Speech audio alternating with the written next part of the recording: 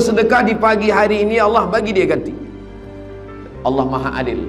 Yang tidak bersedekah pun Allah doakan, Allah kirimkan juga satu malaikat mendoakan dia. Apa kata malaikat yang satu lagi? Allahumma ati mumsikan talafa. Orang yang tidak bersedekah, orang yang pelit, orang yang bakhil, orang yang kikir, mumsikan, mumsik, dia pegang, dia genggam hingga tak meleleh, tak menetes sikit. Maka kata Jibril, kata doa malaikat yang dikirim Allah untuk mendoakan, Allahumma ati mumsikan talafa. Orang yang tidak mau bersedekah ini talafa, binasakanlah dia ya Allah. Nah, itulah kenapa kita selalu bersedekah. Tujuannya supaya mendapatkan, bukan doa ulama, bukan doa tuan guru, bukan doa habib. Ini doa malaikat yang sentiasa mendoakan. Ma min muslimin yusbihu. Setiap orang yang terjaga di waktu subuh, maka dia dapat doa malaikat. Allahumma a'ti munfiqan khalafa. Yang satu lagi, Allahumma a'ti mumsikan talafa.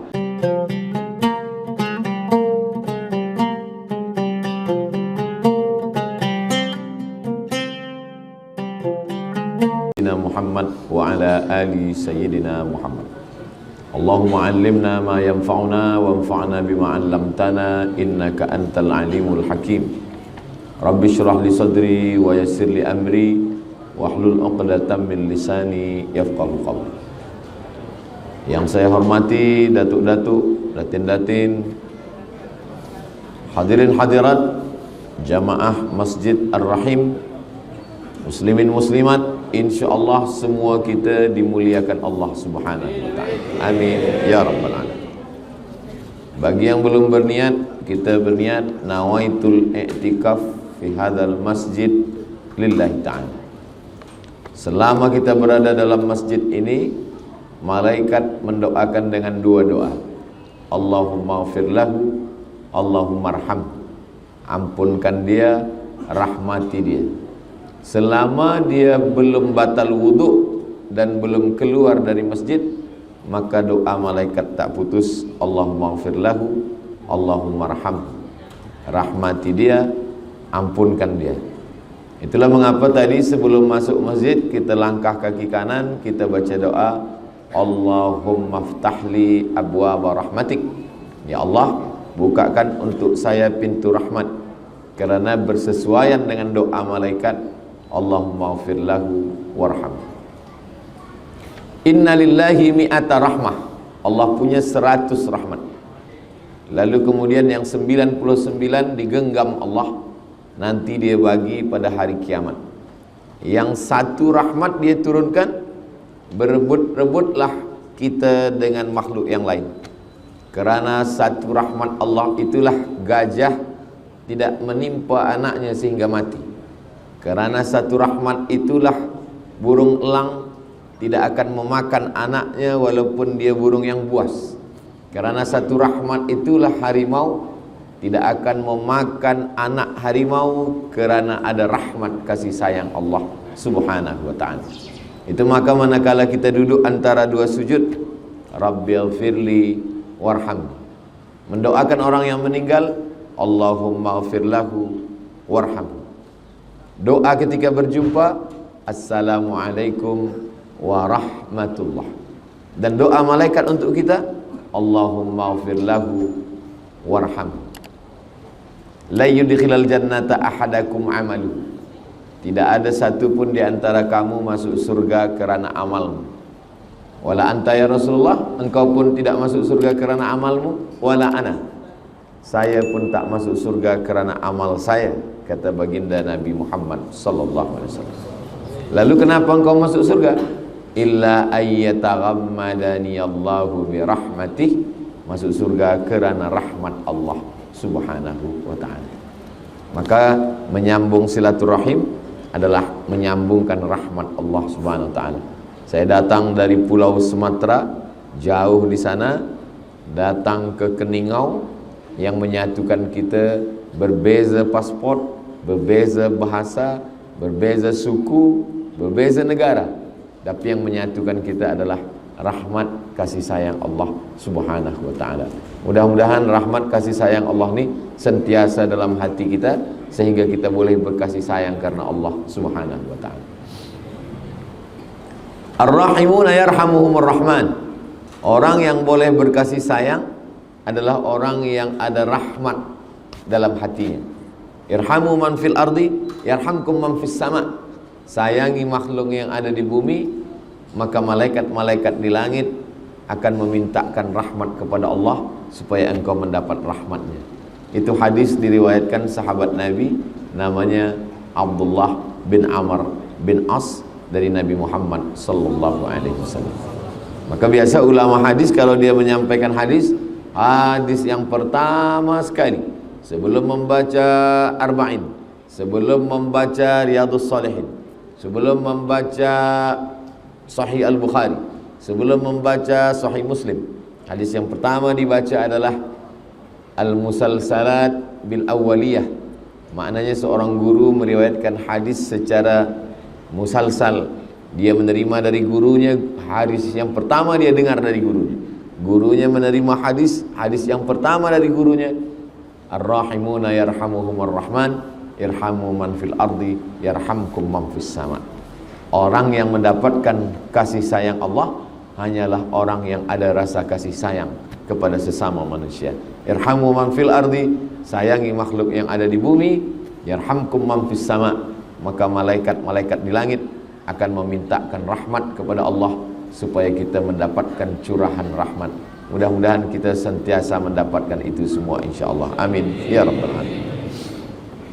Ini yang ada di kertas di tangan saya ini, tulisannya pelancaran sumbangan infak fisabilillah, mihrab masjid dan memperbaiki ruang wudhu muslimah Masjid Ar-Rahim Pekan Keningau, Sabah. Allah SWT sebaik-baik memberi balasan. Allah Maha Kaya. Wallahu ghaniyun 'anil alamin. Allah Maha Kaya dari semesta alam. Kalau memang Allah Maha Kaya, kenapa dia tidak pakai innama amruhu idza arada syai'an ayyakula lahu kun fayakun? Kenapa dia tak gunakan kun fayakun lalu masjid semua ada? Maka kalau Allah pakai kun fayakun, masjid tegak, mihrab siap, tandas tempat semuanya sudah ready siap, lalu apa amal kita yang boleh mengalir hingga hari kiamat? Jadi banyak orang mengatakan, saya dah tolong masjid, saya dah tolong surau. Sebenarnya kita tidak tolong masjid, kita tidak tolong surau, kita sedang tolong diri kita sendiri. Jadi itu yang pokok pangkal yang pertama kali mesti kita betulkan dalam fikiran kita. Kita tidak tolong masjid, kita tidak tolong surau, kita tidak tolong anak yatim, kita tidak tolong fakir miskin. Karena ada tak ada kita, masjid tetap tegak berdiri. Kita tolong ataupun kita tolong, masjid tetap ada. Sampai hari ini tak ada masjid yang tumbang, tak ada masjid yang lapuk, semua tegak berdiri. Kita sebenarnya sedang menolong diri kita sendiri di hadapan Allah Subhanahu wa ta'ala. Mindset kita mesti kita luruskan. Sebab kalau tidak, kalau kita tolong masjid itu jadi, kita akan mengatakan kalau saya tak ada masjid tak jadi. Muncullah apa namanya ujub. Ujub artinya i'jabul mar'i binafsihi. Orang merasa ujub terhadap dirinya. Maka pokok pangkal yang pertama sebelum kita berwakaf, sebelum kita berinfak, sebelum kita bersedekah, saya bukan tolong masjid, tapi saya sedang tolong diri saya, karena semua yang saya miliki ini akan tinggal. Maka kata Nabi SAW, kamu lebih sayang harta anak kamu daripada harta kamu sendiri. Kata sahabat, kami lebih sayang harta kami. Tidak. Kata Nabi, kamu lebih sayang harta anak kamu daripada harta kamu sendiri. Kata sahabat, kami sayang harta kami. Tidak. Kata Nabi, kamu lebih sayang harta anak kamu daripada harta kamu sendiri. Apa maksud cakap Nabi? Sebab semua yang kita miliki itu bila kita mati tinggal untuk anak kita. Rumah untuk anak, kereta untuk anak, kebun untuk anak, duit, semua yang tinggal untuk anak. Yang untuk kita, itulah yang kita masukkan ke dalam kotak infak, sedekah, itu sajalah yang kita bawa mati. Maka kata Nabi, kamu lebih sayang harta anak kamu daripada harta kamu sendiri. Karena harta kita sendiri yang kita bawa mati tak seberapa. Yang lebih banyak kita tinggalkan adalah untuk anak-anak kita. Ada seorang ulama sedang menengok orang sakit. Menengok orang sakit, ada lilin hidup. Lilin menyala hidup. Kemudian orang yang sakit tadi sakratal maut, menghembuskan nafas yang terakhir, innalillahi wa inna ilaihi raji'un. Ulama tadi terus menghembus lilin, memadamkan, mematikan lilin. Padam lilin, gelap semua. Kata tetamu, ada orang meninggal, kita perlu lampu yang terang, kita nak takziah, kita nak baca yasin, kita nak tahlil. Kenapa ada orang mati kamu padamkan lilin? Kata ulama yang dekat lilin tadi, waktu dia hidup tadi, semasa dia hidup tadi, lilin ini punya dia. Tapi begitu roh dia keluar dari jasad, sekarang lilin ini sudah punya anak dia. Dan kita belum minta izin ke anak dia untuk menyalakan lilin ini. Apakah mereka izin atau tidak? Maka saya takut syubhat memakai harta orang belum izin. Itulah kenapa saya padamkan lilin. Sebab 1 second, 1 detik ketika nyawa keluar dari jasad, maka terlepaslah semua milik kita. Dia tidak lagi punya kita. Lilin yang tadi punya kita menyala hidup. Tapi ketika roh keluar dari jasad, kita mesti padamkan itu lilin. Sebab dia bukan lagi milik kita, tapi sudah milik anak-anak kita.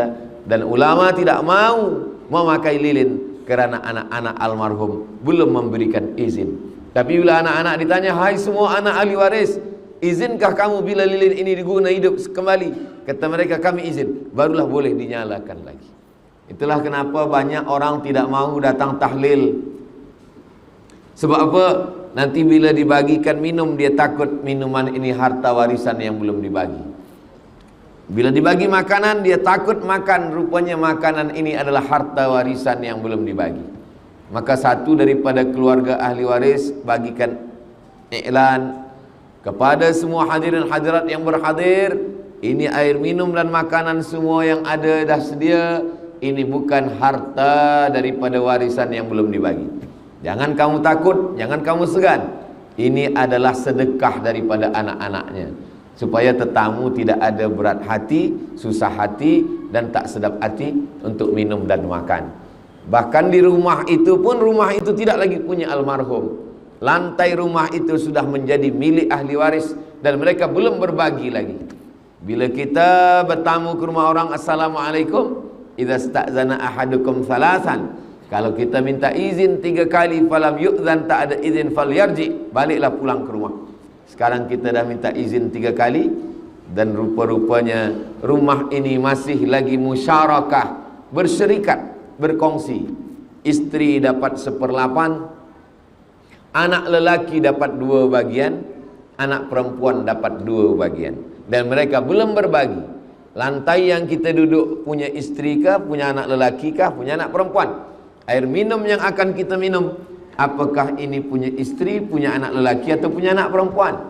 Makanan yang disuguhkan, yang jamuan malam, kita pun belum tahu. Itulah kenapa 1 dari 2 memberikan kata alu-aluan sambutan kepada semua hadirin hadirat yang datang, membacakan Yasin, Al-Fatihah, Qul Al-Falaq, An-Nas, bertahtim, bertahlil, berzikir semua.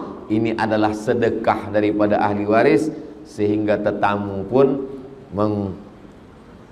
makan jamuan dengan senang hati, tak ada rasa berat dalam hatinya. Begitu bahwa kita tidak punya apa-apa. Meninggal pukul 8 malam, jenazah diletakkan di tempat bilik tamu. Tidak ada orang yang mati pukul 8 malam, jenazahnya tetap dalam bilik kamar istri dia. Pukul 2 malam istri tidur di bilik tidur, jenazah kita diletakkan di tempat tetamu yang biasa datang. Kenapa? Karena tidak ada satupun orang yang mahu lagi sekamar dengan kita. Yang katanya kaulah bulan, kaulah bintang, siang dan malam terbayang-bayang, makan tak lelap, tidur tak kenyang. Itu selama hayat di kandung badan. Selepas roh keluar daripada jasad, itu hanyalah setakat bertanam tebu di tepi bibir, manis di ujung lidah, hanya tinggal kenangan saja. Dia hanya menunggu kita. Walladzina yatawaffawna minkum, suami-suami yang meninggal dunia, wa yadharuna azwajan, istrinya menunggu arba'ata ashhurin wa ashra, 4 bulan 10 hari. Selepas 4 bulan 10 hari, dia pun akan dipinang oleh suaminya yang baru. Selepas itu say goodbye. Tapi jangan tazkirah petang ini membuat tuan balik ke rumah tidak lagi mesra, tidak lagi ada kata-kata cinta. Saya hanya ingin mengingatkan bahwa perjalanan sesaat di atas dunia, kita yang kekal abadi, kata Nabi sallallahu alaihi wasallam, yatsba'ul mayyita thalathun, ada 3 yang mengiringkan jenazah. Ramai. Ustaz Abdul Somad kalau mati meninggal dunia, ramai orang akan mengiringkan. Kata Nabi tidak. Yang mengiringkan hanya 3 saja. Yang pertama, maluhu, hartanya. Kereta, motosikal, selimut, kain, ikut mengiringkan, tapi tak sampai masuk ke dalam.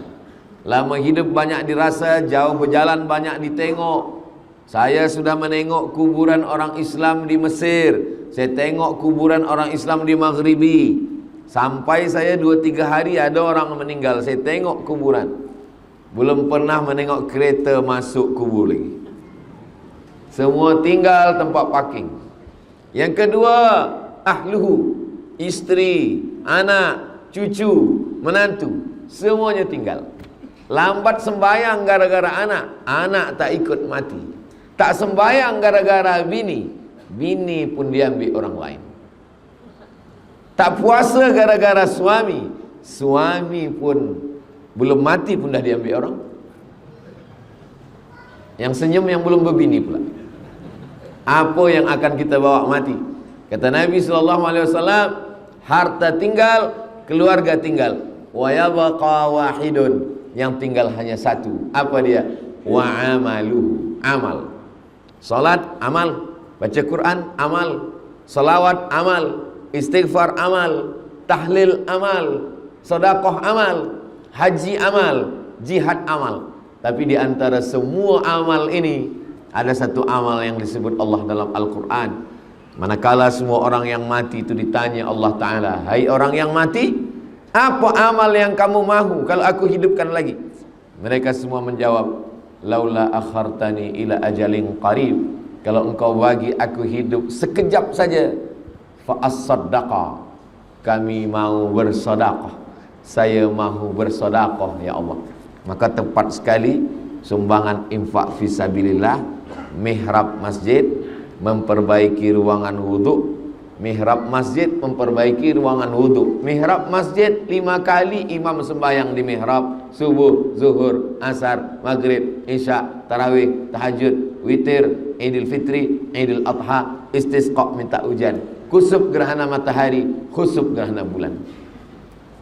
Tempat wudhu 5 kali sehari muslimat berwuduk. Wuduk subuh, wuduk duha, wuduk zuhur, wuduk asar, wuduk maghrib, wuduk isya, wuduk tahajud, wuduk Ramadan. Wuduk manakala masuk ke dalam masjid.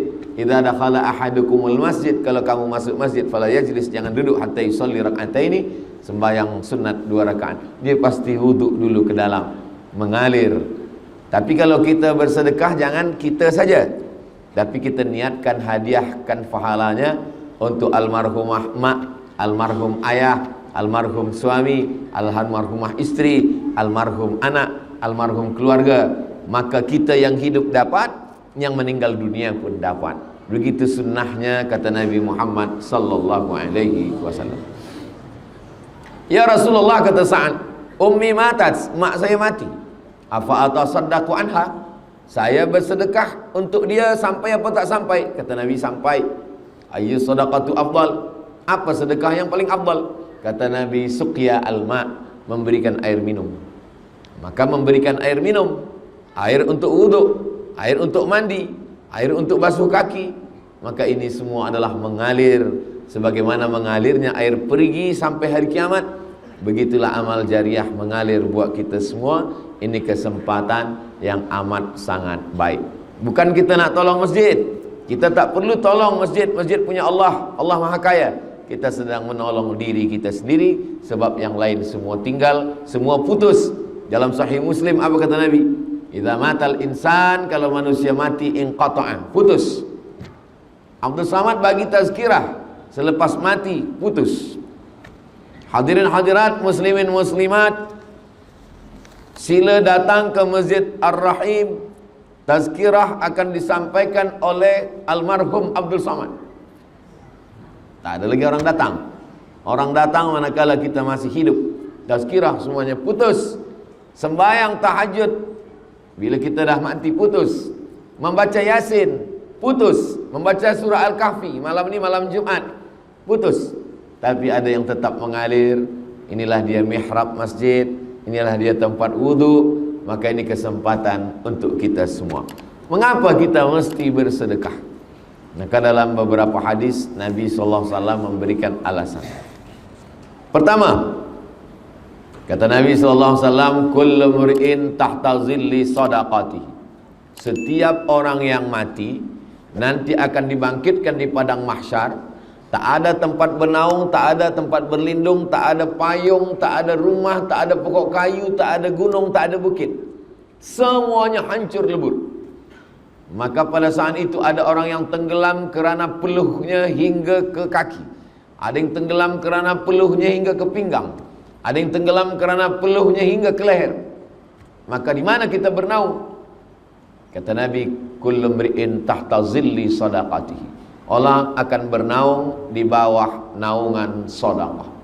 Itulah kenapa kita perlu bersedekah, bukan untuk masjid, bukan untuk mihrab, bukan untuk tempat wuduk, tapi untuk diri kita di hadapan Allah ketika kita bangkit. Yauma yafirrul mar'u min akhi, saudara kandung lari, wa ummihi, mak kandung lari, wa abi, ayah kandung lari, wa sahibatihi, istri lari, wa bani, anak-anak lari.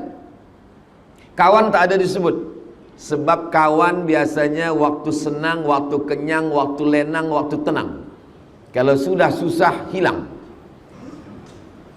Orang menang banyak kawan, orang kalah punya teman sejati. Boleh untuk status FB esok pagi. Begitulah keadaan manusia. Maka yang disebutkan Al-Quran cuma 5 saja. Akhi, saudara, ummi, emak, abi, ayah, sahibati, istri, suami, wabani, anak-anak. Kelima-limanya meninggalkan kita. Kenapa? Likulli mri'in minhum yawma idzin sya'nun yughnih. Semuanya sibuk mengurus urusan masing-masing. Jangankan di dunia, selama di negeri masing-masing sebelum berangkat ke tanah suci, berkawan, bersahabat dekat. Begitu sampai ke airport, mulai masing-masing cop paspor, masing-masing mencari koper. Begitu sampai beg, semua sibuk dengan urusan sendiri, tak lagi kenal mengenal. Yang selama ini baik ramah, yang selama ini sopan santun, begitu sampai airport Madinah, semuanya sibuk, mana beg saya, mana. Dah lah dapat beg, semua dah keluar, baru dia tengok, oh ada Ustaz Abdul Samad. Belum lagi di akhirat, belum lagi di padang mahsyar. Semuanya sibuk dengan urusan masing-masing. Lalu di mana kita bernaung? Yang pertama, kullu mri'in tahta zilli sadaqatihi. Setiap orang bernaung di bawah naungan sedekah. Jadi kalau kita nak tolong Masjid Ar-Rahim, saya bukan tolong mihrab, saya bukan tolong tempat wuduk, saya sedang menolong diri saya di padang mahsyar nanti. Begitulah niat kita dalam hati. Karena kalau kita mengatakan ini dari saya untuk mihrab masjid, ini dari saya untuk tempat wuduk, bila dia jadi nanti kita akan berkata, kalau tak ada saya, maka tempat wuduk tak jadi. Kalau tidak ada saya, mihrab masjid tak jadi. Maka disitulah rusaknya amal kita. Kita sedang membuat persiapan untuk diri kita manakala nanti kita menghadap Allah Subhanahu wa ta'ala. Makanya kata Nabi SAW dalam sebuah hadis, hadis ini ada dalam Sahih Bukhari, ada dalam Sahih Muslim, rajulun tasaddaqa bi sadaqatin, ada orang yang bersedekah, fa akhfaha, dia sorokkan, dia sembunyikan, hatta la ta'lamu shimaluh, sampai tangan kirinya tak tahu, ma anfaqat yaminuh, apa yang diberikan oleh tangan kanan. Sebenarnya maknanya ini bukan tak boleh tahu. Tangan kanan berbuat, tangan kiri tahu. Tangan kiri melakukan sesuatu, tangan kanan tahu. Kenapa tangan kanan berbuat, tangan kiri tak tahu? Ini adalah mubalaghah. Ini adalah makna kiasan yang melampau. Maknanya kita rahasiakan. Tapi bukan berarti kalau orang tahu pahalanya hilang. Karena sahabat Nabi bersedekah, sahabat yang lain tahu. Utsman bin Affan memberikan wakaf perigi Bi'ru Raumah. Semua orang tahu sebab hadisnya masyhur. Abu Talhah memberikan perigi namanya Bayrahah di depan Masjid Nabawi. Semua orang tahu. Abu Dihdah memberikan 600 batang pokok kurma. Semua orang tahu. Abdurrahman bin Auf memberikan sedekah kepada pejuang yang ikut perang Badar. Semua orang tahu. Itu menunjukkan bahwa kalau orang lain tahu, amal kita tetap baik. Yang tak boleh itu adalah riya dan sum'ah. Riya mempertontonkan amal, menampakkan amal. Sum'ah memperdengar-dengarkan amal kepada orang lain. Adapun kita berbuat orang lain tahu, kita jaga hati kita. Lalu box infak di hadapan kita. Duit dah kita siapkan. Tak jadi kita masukkan sebab kita takut dipuji orang. Atau kita masukkan supaya dipuji orang. Kata Imam Fudail bin Iyad, pendapat Imam Fudail bin Iyad ini disebutkan oleh Imam Al-Ghazali dalam Ihya Ulumuddin. Tarkul amal li ajlin nas riya. Tidak jadi beramal kerana takut dipuji orang, riya. Wal amalu li ajlihim syirik. Beramal kerana ingin dipuji orang, syirik. Tak jadi beramal, masuk poket, lalukan box, tak jadi beramal, riya. Kita masukkan ke dalam supaya dipuji orang, syirik. Tak jadi pun kena, jadi pun kena. Jadi kalau macam tu bagaimana? Sesuai dengan niat baik kita masukkan saja. Selepas itu kita beristighfar, minta ampun pada Allah. Apapun cakap orang, kita serahkan pada Allah. Wa ufawwidu amri ilallah, astaghfirullahal azim. Sebab bila tak jadi kita masukkan, kita dah riak. Jadi kita masukkan supaya dipuji orang, kita syirik. Yang tak boleh itu kita bagi tahu kawan, ni saya nak sedekah, tolong kamera on kan. Nanti kita nak buat video konten sikit, ini yang tak boleh. Adapun bawa orang lain yang rekodkan dari jauh, maka dia mungkin nak bagikan motivasi supaya beramal, orang lain bersedekah, tak ada salahnya.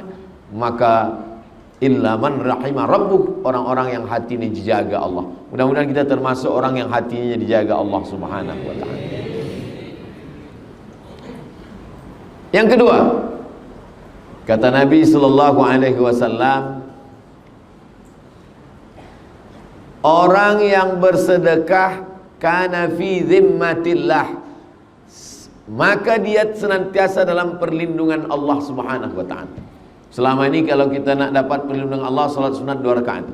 Usolli sunnatal hajat, saya sembahyang sunat 2 rakaat, salat sunat hajat, supaya selamat dalam perjalanan, supaya tidak ada musibah, aksiden, supaya diberikan Allah kemudahan. Maka yang paling elok itu adalah sedekah. Maka ketika kita bersedekah, kana fi zimmatillah, maka dia senantiasa dalam perlindungan Allah Subhanahu wa ta'ala. Maka ketika kita berikan sedekah itu sebenarnya bukan untuk masjid, bukan untuk surau, bukan untuk tempat wuduk, bukan untuk mihrab, tapi kita masukkan ini adalah untuk diri saya sendiri, supaya Allah menurunkan perlindungannya kepada kita, dijauhkan daripada riya, dijauhkan daripada syirik, dijauhkan daripada nifak munafik, dijauhkan daripada sum'ah, dijauhkan daripada ujub. Itu masalah penyakit-penyakit hati. Belum lagi penyakit yang zahir, berbagai macam penyakit sekarang, kolesterol, diabetes, gula darah, semua penyakit-penyakit. Belum lagi penyakit-penyakit yang nyata di akhir zaman, dari mulai LGBT, penyakit free sex, penyakit judi, penyakit khamar, penyakit narkotik, semuanya. Maka di antara cara untuk melindungi adalah di antaranya melalui sedekah. Karena Nabi berikan garansi jaminan kana fi zimmatillah, dia senantiasa dalam perlindungan Allah, tanggung jawab. Zimmah artinya ahlu zimmah. Misalkan saya seorang khalifah, ada orang tak Islam. Orang yang tak Islam ini di dalam tanggungan saya, maka mereka disebut sebagai ahlul zimmah. Maka dia tidak boleh diganggu, darahnya tak boleh ditumpahkan, hartanya tak boleh diambil, kehormatannya tak boleh dirosakkan. Maka dia disebut dengan ahlul zimmah. Begitulah orang yang bersedekah, kana fi zimmatillah, dia di dalam lindungan Allah Subhanahu wa taala. Mudah-mudahan kita dengan sedekah-sedekah kita itu termasuk yang dilindungi Allah Subhanahu wa taala. 3. Dawu mardakum bis sadaqah. Obati orang yang sakit di antara kamu dengan sedekah. Selama ini kita tahu berobat dengan madu. Alaikum bisyifa'aini, hendaklah kamu memakai 2 obat. Pertama Al-Quran, yang kedua Al-Asal. Asal maknanya madu. Wa nunazzilu minal Qur'ani ma huwa syifa. Kami turunkan Al-Quran ini sebagai obat. Kemudian pula madu dalam Al-Quran dikatakan syifa'un linnas, sebagai obat. Tapi kemudian ada orang lupa, Nabi mengatakan dawu mardakum bis sadaqah, obatilah dengan sedekah. Ada satu kitab ditulis oleh ulama Mesir, namanya Syekh Abu Amr Al-Misri. Judul kitabnya Gharaib wa Taraib Sa'ah wa Sa'ah. Diterjemahkan ke dalam bahasa Melayu, semua ada saatnya. Bercerita tentang ada seorang warga negara Saudi Arabia sakit, medical check up ke Amerika. Kata dokter di Amerika tak ada obatnya. Makan senang, tidur lelap, pergilah senang-senangkan hati. Nanti bila tuan-puan pergi ke hospital, doktor cakap makan tenang, tidur lelap, senangkan hati, itu maknanya malaikat maut dah dekat. Tak ada obat. Maka dia pun balik ke Saudi Arabia. Dia ingat tentang hadis Nabi Muhammad sallallahu alaihi wasallam, dawu mardakum bis sadaqah. Maka dia sedekah. Last sekali dia pergi sekali lagi ke Amerika, medical check up. Kata doktor, kami dah tengok awak sihat walafiat, penyakit semua hilang. Doktor tu pula balik bertanya, awak makan apa? Awak makan herbal apa? Minum apa? Awak pakai ubat apa? Kata dia, saya tidak ada pakai ubat apa-apa. Saya hanya yakin dengan hadis Nabi SAW, dawu mardakum bis sadaqah. Ada seorang di Riau, di tempat saya, istrinya kena penyakit kanser di rahim, sudah sebesar duit bulat. Lalu kemudian dia yakin dengan hadis ini, dawu mardakum bis sadaqah, obati orang yang sakit di antara kamu dengan sedekah. Lalu dia amalkan bersedekah makanan, bersedekah pakaian, bersedekah. Lalu kemudian selepas itu dia cek balik, doktor mengatakan setelah kami cek ternyata kanser itu mengecil, kecil dan hilang. Jadi apa yang sudah dilakukan tentang hadis-hadis Nabi Muhammad SAW bukan hanya setakat iman percaya, tapi mujarrab. Mujarrab artinya pernah dicuba. Jarraba yujarribu tajribah mujarraban. Mujarrab artinya pernah dicoba oleh beberapa orang dan ternyata dikabulkan Allah Subhanahu wa taala. Bila dikabulkan Allah berarti dapat dua-duanya. Sedekahnya dapat pahala dan kesihatannya dapat. Andai belum dikabulkan Allah Subhanahu wa taala tetap dapat satu. Andai sakitnya terus dan mati dia, maka matinya mati syahid.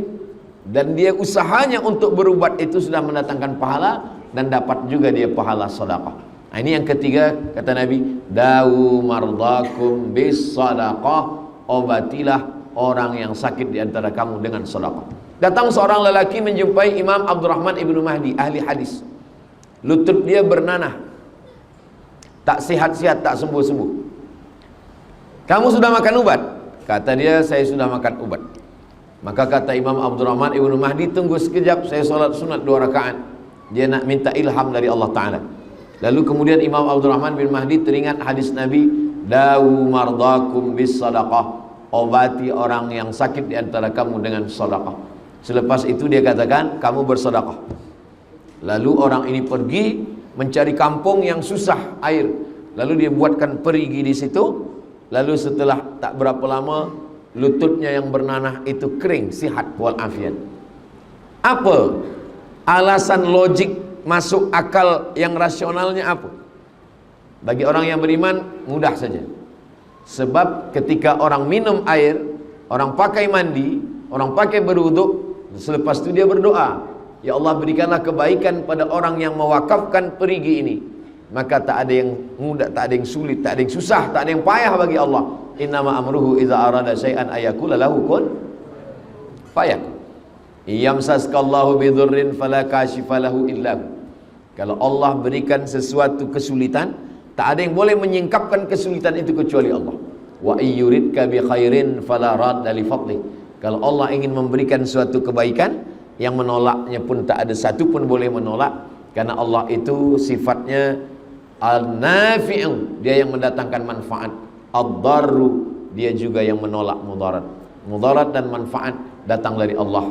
Adapun minum madu, daun bidara, lalu kemudian ubat, itu semua hanyalah ikhtiar lil insani ma tamanna. Manusia hanya berangan-angan. Walillahil akhiratu wal ula, awal dan akhir keputusannya hanyalah milik Allah subhanahu wa ta'ala. Allahumma la sahla illa ma ja'altahu sahla wa anta taj'alul hazana idza syi'ta sahla. Kalau Allah ingin memberikan kemudahan, tak ada yang susah, tak ada yang payah bagi Allah subhanahu wa ta'ala. Yang keempat, kenapa kita mesti bersedekah? Maka Nabi SAW menceritakan tentang tiga orang musafir. Bila mereka sampai di suatu tempat, turun hujan. Supaya jangan basah, mereka masuk ke dalam lubang tanah, bernaung di tempat lubang tanah gua, supaya jangan sampai kena air hujan. Malang tak dapat ditolak, untung tak dapat diraih. Rupanya datang batu bergelinding dari atas bukit, menutup pintu gua, tertutup mereka di dalam. Ketika mereka terkunci di dalam, tak boleh keluar. Hadis ini ada dalam Sahih Al-Bukhari, hadis sahih.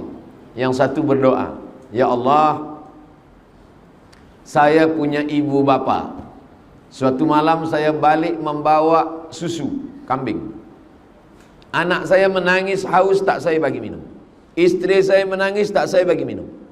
Saya tunggu sampai ibu bapa saya terjaga. Mereka sedang tidur bila saya balik. Begitu mereka terjaga, saya bagi, minumlah. Ibu saya minum, bapa saya minum. Baki daripada minum mereka barulah saya bagikan kepada istri dan anak saya. Kalau memang amal saya ini betul, bukakanlah pintu gua ini. Maka bergeserlah batu itu sikit, tapi dia belum boleh keluar. Itu menunjukkan kita boleh bertawassul kepada Allah, menyebutkan amal soleh. Amal soleh yang paling afdal adalah berbakti kepada kedua orang tua. Orang yang kedua berdoa, ya Allah, saya punya sepupu perempuan dan saya jatuh cinta kepada dia. Hampir kami melakukan perbuatan zina. Ketika orang tidak ada, kami tinggal berdua, dan saat itu datang rasa takut saya kepada Engkau. Maka saya memohon kepadamu, ya Allah, dengan rasa takut yang ada dalam hati ini, bukakanlah pintu gua ini. Maka batu itu pun bergeser, terbuka. Itu menunjukkan bahwa amal tidak hanya setakat amal berbakti pada orang tua, amal rasa takut dalam hati pun boleh dipakai untuk bertawassul kepada Allah. Mengamalkan firman Allah, ya ayyuhalladzina amanu taqullah, takutlah kamu kepada Allah, wa bataghu ilaihil wasilah, bertawassullah. Bertawassul dengan amal soleh yang paling elok. Orang yang ketiga berkata, saya punya seorang pekerja. Pekerja saya ini akan saya bagi gaji, tapi belum lagi gaji saya bagi, dia dah pergi tak tahu kemana. Maka saya takut makan duit gajinya. Maka duit gajinya ini saya belikan ke kambing. Kambingnya ini beranak pinak, banyak kambing. Selepas beberapa tahun dia datang. Lalu saya panggil pekerja saya ini. Kamu dulu bekerja dengan saya? Iya. Gaji kamu belum sama ambil? Belum. Gaji kamu dulu saya belikan banyak ini. Inilah dia kambing semua ini punya kamu. Ambillah dia. Pekerja saya itu mengambil kambing itu semuanya, satu pun tak ada dia tinggalkan. Habis semua.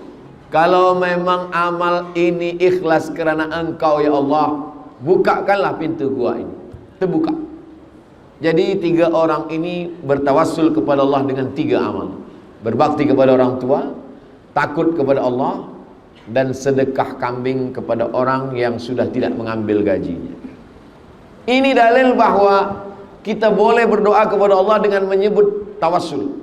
Ya Allah, berkat sedekahku kepada tempat wuduk Muslimah Masjid Ar-Rahim, berkat sedekahku kepada mihrab Masjid Ar-Rahim, maka mudahkanlah kesehatan, mudahkanlah pekerjaan, mudahkanlah fikiran, mudahkanlah dari kesulitan, jauhkan daripada lilitan hutang piutang riba, mudahkanlah jodoh. Boleh bertawassul kepada Allah dengan menyebut amal, dan hubungan kita hanya kepada Allah. Kita tak sebut kepada manusia, kita sebut hanya kepada Allah. Dia tidak termasuk dalam riya, dia tidak sum'ah, kerana yang tahu hanya kita dengan Allah Subhanahu wa ta'ala.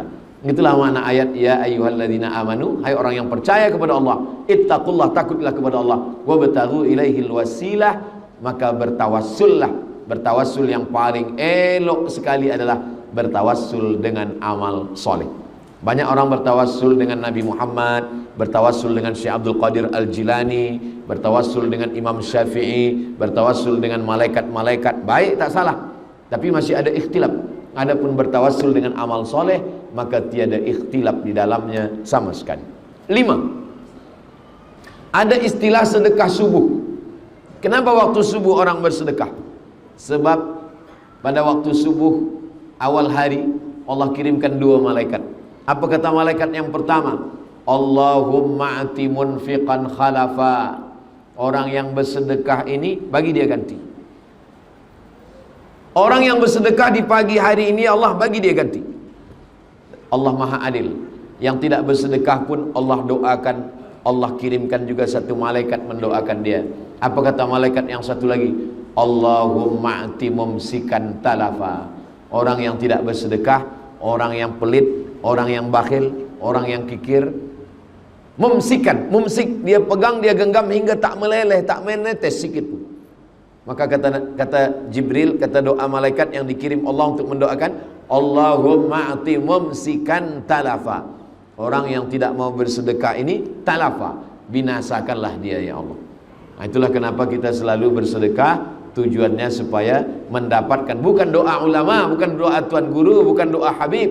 Ini doa malaikat yang sentiasa mendoakan. Ma min muslimin yusbihu. Setiap orang yang terjaga di waktu subuh, maka dia dapat doa malaikat. Allahumma a'ti munfiqan khalafa. Yang satu lagi, Allahumma a'ti mumsikan talafa. Mudah-mudahan kita hanya mendapatkan doa yang kebaikan-kebaikannya saja insyaAllah. Begitulah Allah Subhanahu wa ta'ala memberikan semuanya. Yang keenam, maka Nabi Muhammad sallallahu alaihi wasallam menceritakan yang disebut dengan sam'iyat. Sam'iyat didengar.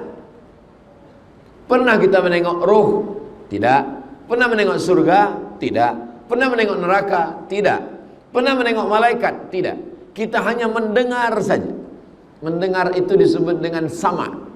Inna sam'a, pendengaran. Maka ajaran Islam ada namanya sam'iyat, yang didengar, yang tak pernah ditengok. Sam'iyat, sesuatu yang didengar. Beza kita dengan Nabi Muhammad SAW, kita setakat mendengar, dia sudah sampai pada menengok. Subhanalladzi asra bi'abdihi laylan minal masjidil harami ilal masjidil aqsa alladzi barakna hawlah linuriyahu min ayatina. Isra Mi'raj, kami ingin memperlihatkan, menampakkan di mata. Nah, itulah beza kita dengan Nabi Muhammad. Dia menengok surga, dia menengok neraka, dia berjumpa dengan nabi-nabi. Kita belum pernah menengok surga, belum pernah menengok neraka, belum pernah berjumpa dengan nabi-nabi. Kita hanya setakat mendengar saja. Sam'iyat, dengar.